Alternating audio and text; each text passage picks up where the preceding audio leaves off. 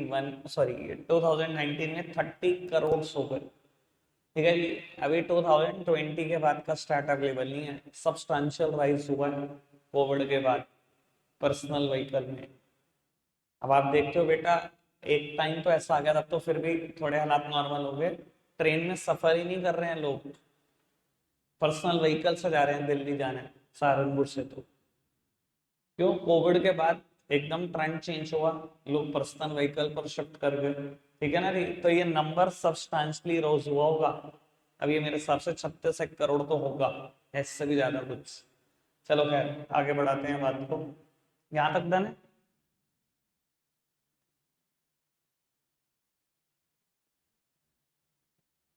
इतना ही पढ़ो, आगे की मुझे भी जरूरत है नहीं वैसे। बेटा मुझे ना सेंट्रल पॉल्यूशन कंट्रोल बोर्ड पे बात करनी है। पढ़ना ये सारा थोड़ा टेक्निकल हो सकता है, पर पढ़ना एक बार तरीके से।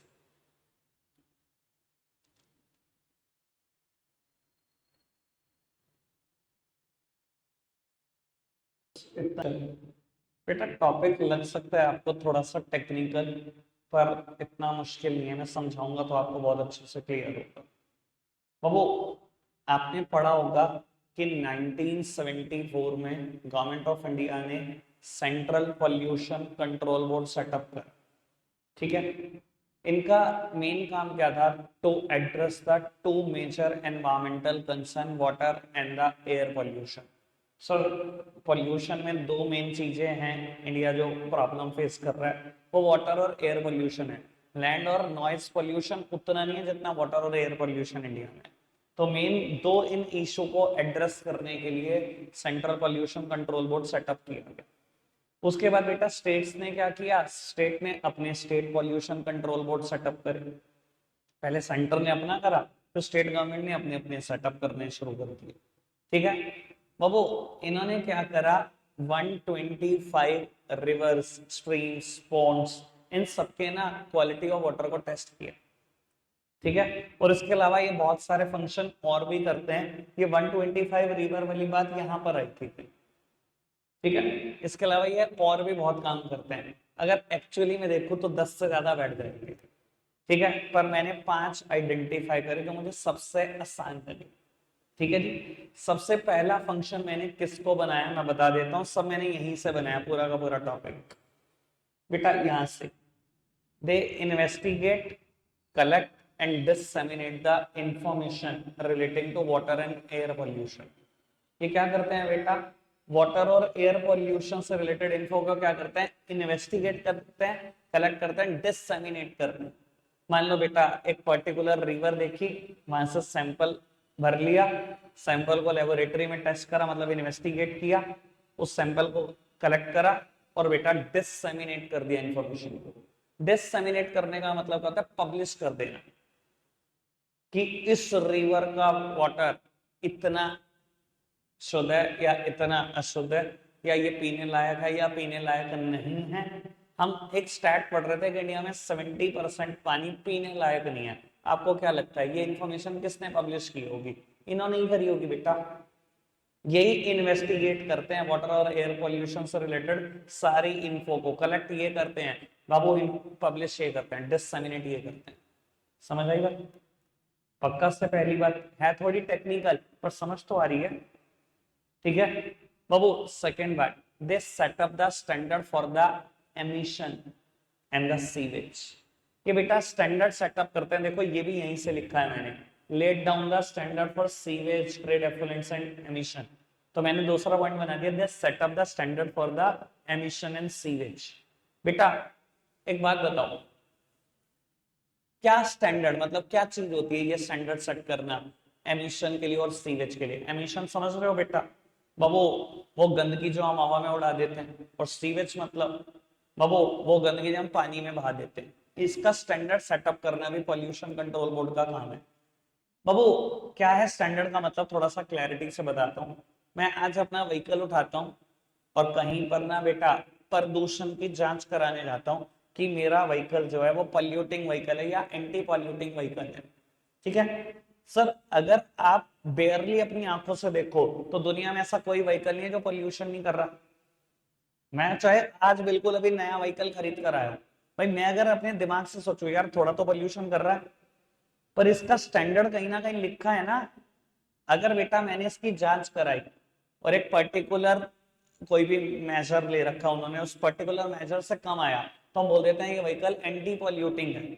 ये स्टैंडर्ड किसने दिया कि इतने से कम पॉल्यूशन करोगे तो आप एंटी पॉल्यूटिंग मानने जाओगे, इतने से ज्यादा करोगे तो आप पॉल्यूटिंग व्हीकल माने जाओगे? ये किसने दिया स्टैंडर्ड? पॉल्यूशन कंट्रोल बोर्ड ने। समझ में आती बात? तभी तो मुझे सर्टिफिकेट मिलता है कि ये आपका व्हीकल एंटी पॉल्यूटिंग है, तभी तो मैं रोड पर चला सकता हूँ वो। क्लियर है ना बात? सेम सारी फैक्ट्री को बेटा एंटी पॉल्यूटिंग सर्टिफिकेट देना, इशू करना किसका काम है? इन्हीं का काम है। तो बाबू इन्होंने बताया हुआ स्टैंडर्ड एमिशन का भी और सीवेज का भी, कहां तक चीजें नॉन पॉल्यूटिंग या एंटी पॉल्यूटिंग कंसीडर होंगी और किसके बाद पॉल्यूटिंग कंसीडर होंगी। समझ आई बात? क्लियर है बात? दो बातें बोली मैंने अभी तक। क्या करते हैं ये? They investigate, collect and disseminate the information relating to water, air and land pollution.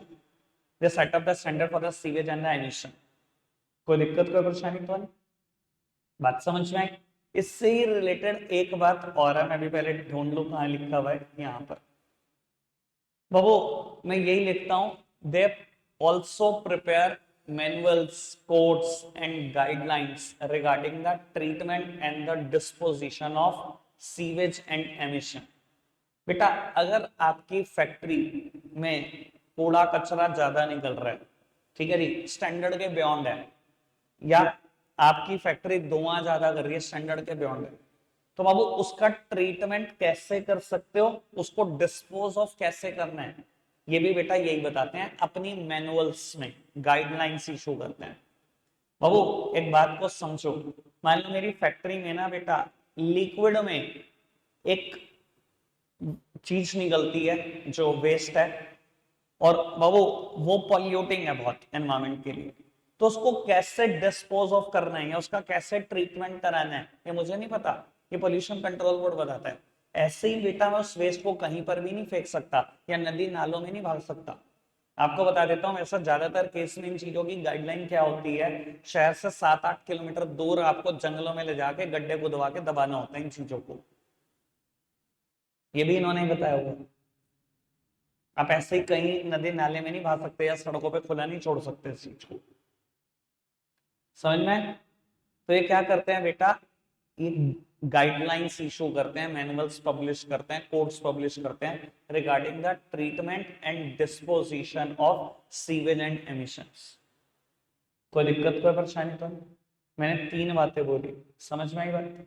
बेटा ये गवर्नमेंट को टेक्निकल एडवाइस भी देते हैं रिगार्डिंग द प्रिवेंशन, कंट्रोल और abatement of water and air pollution.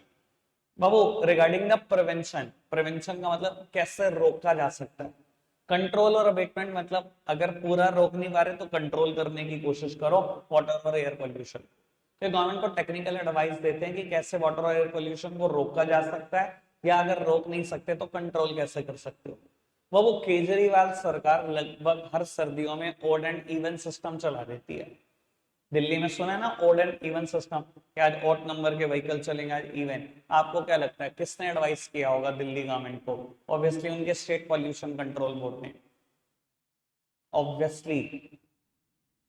तो बाबू यही एडवाइस करते हैं कैसे वाटर और एयर पोल्यूशन को रोका जा सकता है, अगर रोक नहीं सकते तो कैसे कम किया जा सकता है। ठीक है जी। And last heading, fifth point is they carry out ad campaign through the use of mass media. ये बेटा एड कैंपेन भी चलाते हैं मास मीडिया का यूज करके।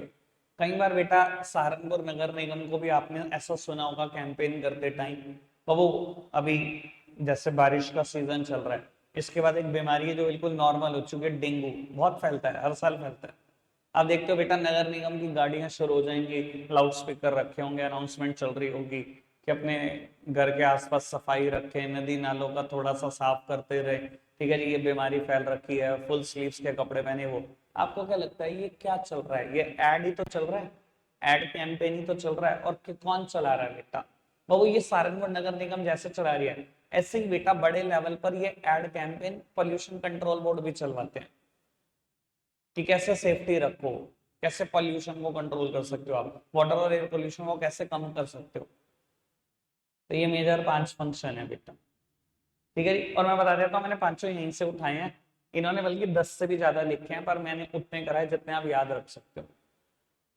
तो दिक्कत कोई परेशानी तो नहीं। लिखना शुरू करते हैं बेटा, पहले 2 टॉपिक लिखते हैं, फिर टाइम बचेगा तो एक और टॉपिक करते हैं। लिखना।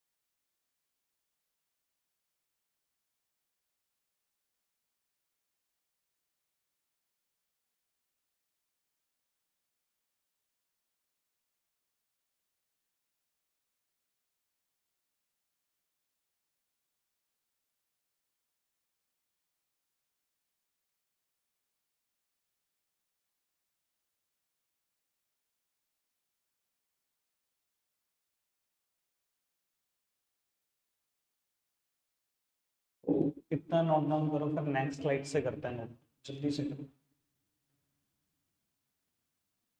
बस